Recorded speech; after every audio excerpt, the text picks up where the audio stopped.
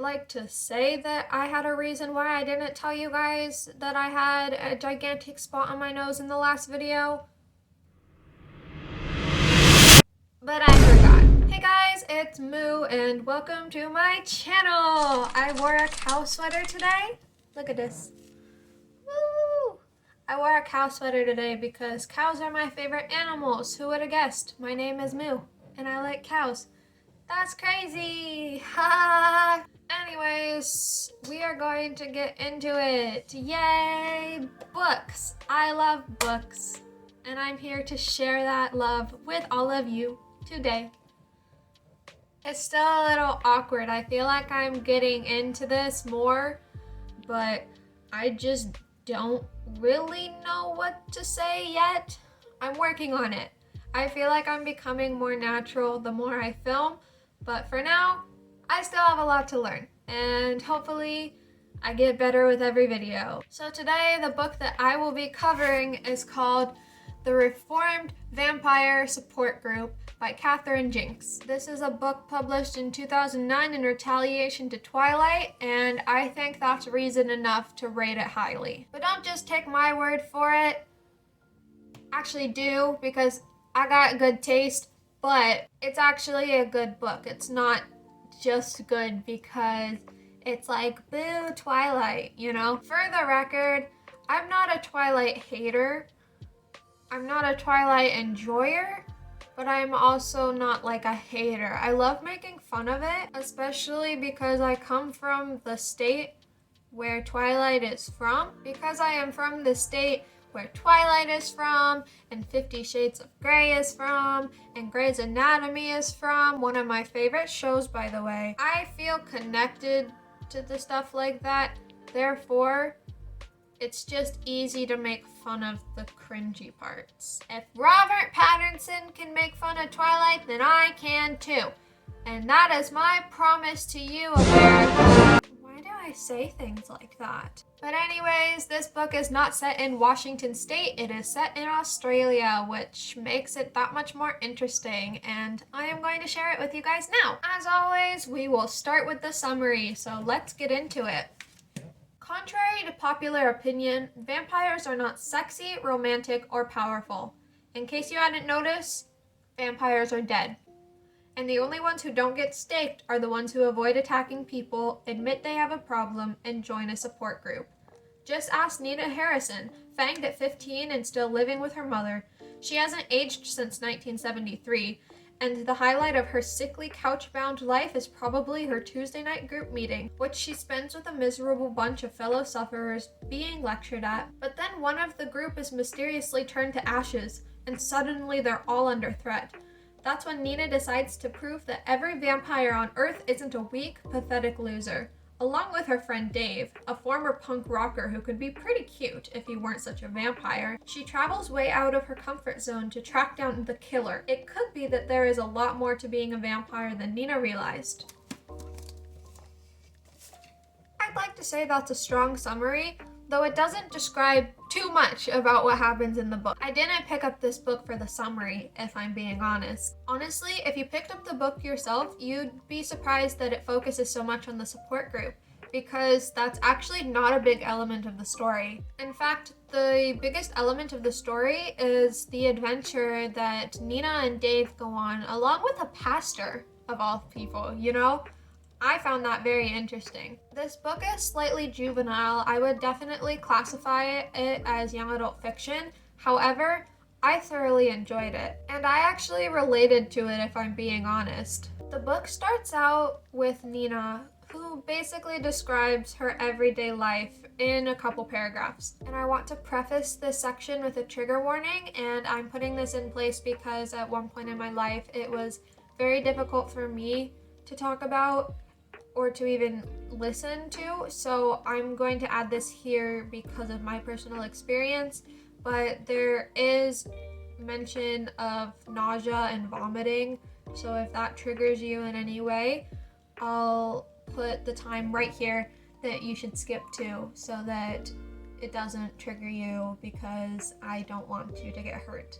But with that warning out of the way, I will say that I related a lot to Nina in the aspect that she is constantly nauseous and all that. The book starts out with her describing how she's constantly nauseous and sluggish and feels like she can't get around the house at all, that she can't do anything except stay in her own house because this nausea and this feeling sick just completely ruled her life. And I'll be honest, it was like that for me too. At the end of 2019, I was struck with this constant nausea and this severe anxiety, and because of both of those things, I rarely left my house. And then a little thing called 2020 happened, and that just made me stay inside even longer. 5-minute car rides were a struggle for me. I was just so anxious, and it all revolved around me feeling sick all the time. Even to this day, I feel nauseous almost every single day. That's just how I live my life. But through this book, Nina realized that she didn't have to let all these things rule her life anymore. She could be more than just a sluggish, useless, as she wants to describe it, vampire. She can be more than that. She can be something. She can have purpose in this world.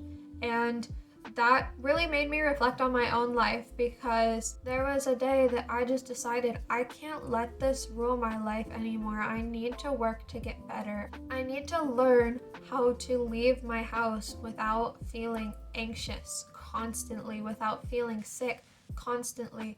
And it took years of work. It's not something that is easy to switch in one day, but I worked so hard to get to where I am now.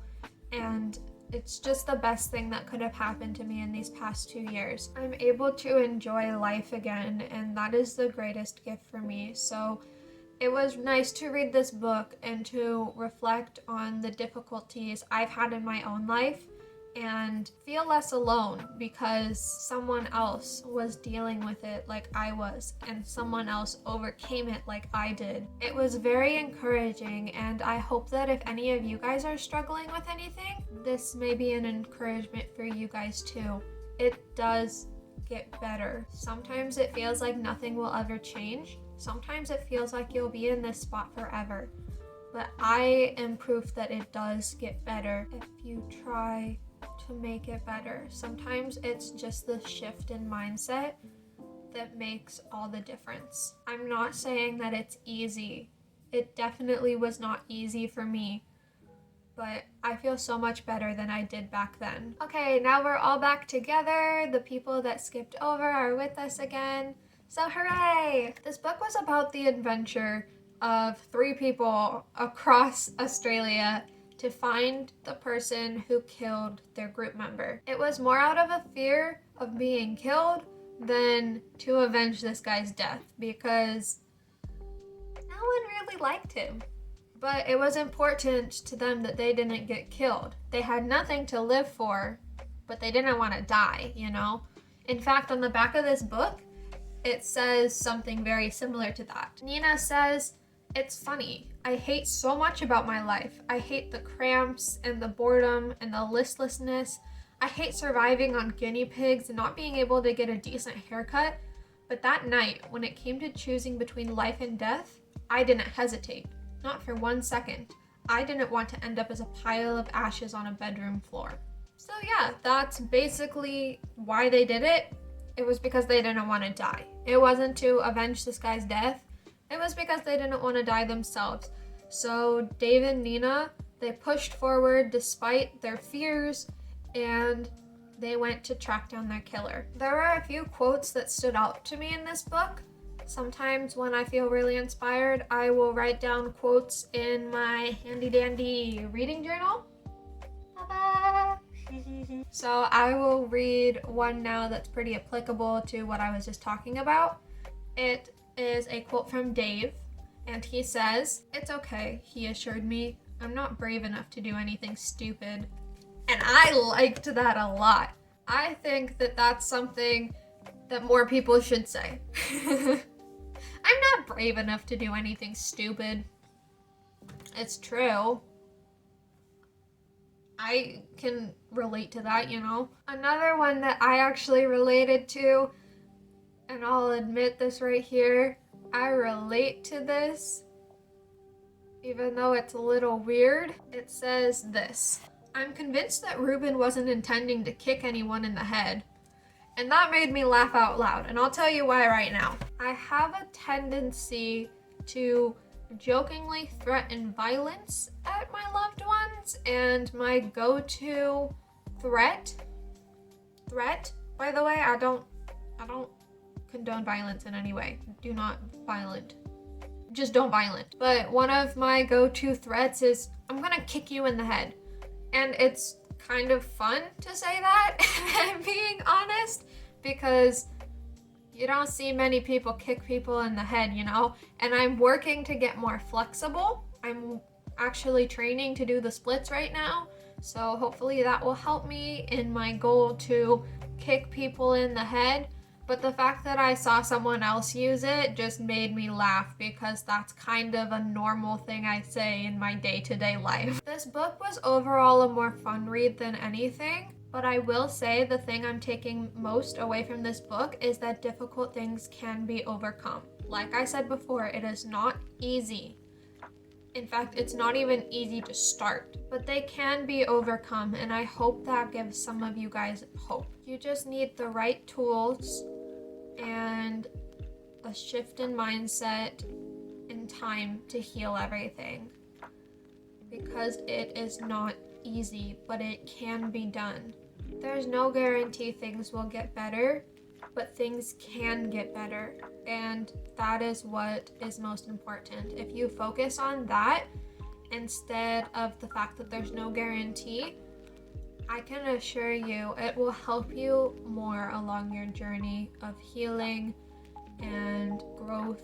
Whether it's extremely difficult things or mundane day-to-day tasks that you just want to improve, it can happen.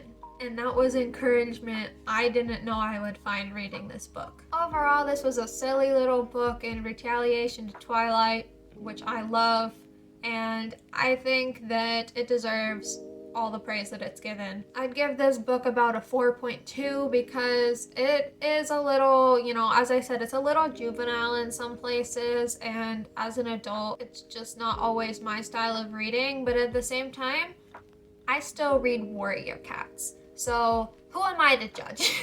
All I can tell you is it's better than Twilight. Sorry, not sorry. Now for who I would recommend this book to.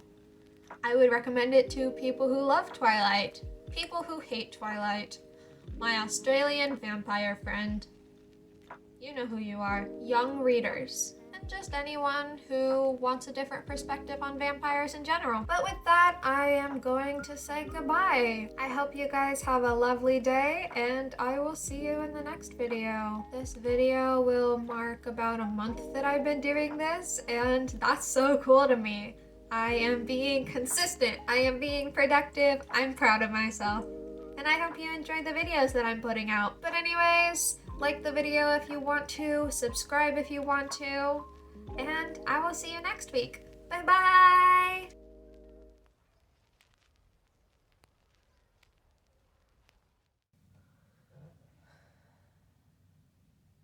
Oof.